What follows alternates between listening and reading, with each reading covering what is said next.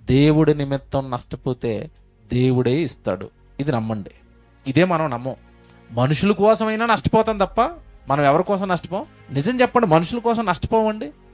సహోదరుడికి ఒక 1000 రూపాయలు, 2000, 3000, 5000, 10,000 నన్ను మోసం చేసేసి అంటుంటే అసలు నిన్ను లోకంలో ఎవరు మోసం చేయలేదా? అక్కడ మోసపోయినా అది పెద్దగా విషయం అనిపించదు. కానీ ఇక్కడ ఎందుకో నేను అలాగనే అవతల వాడిని మోసం చేసేవాడిని సపోర్ట్ చేయట్లేదు.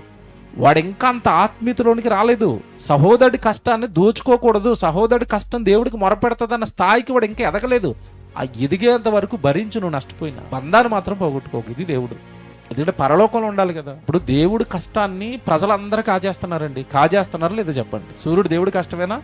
నమ్మనోడు కూడా అనుభవిస్తున్నాడా లేదా? వర్షాలు దేవుడి కష్టమేనా? నమ్మనోడు కూడా అనుభవిస్తున్నాడా లేదా? ఇప్పుడు తిండి కష్టపడి దేవుడు పండిస్తున్న తిండి అంతా దేవుడిది, దేవుడి కష్టం అది. ఇప్పుడు నమ్మనోడు కూడా తినేస్తున్నాడు ఆయన కష్టాన్ని. ఫీల్ అవుతున్నాడా? పోలేండి, మారతాడండి.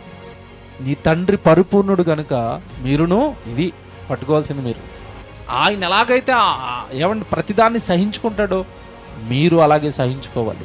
ఈ చట్టాలు మనకి తెలియనప్పుడు మనం ఏదో భక్తిపరులో ఫీల్ అవటం వృధా అంటాను నేను. వృధా.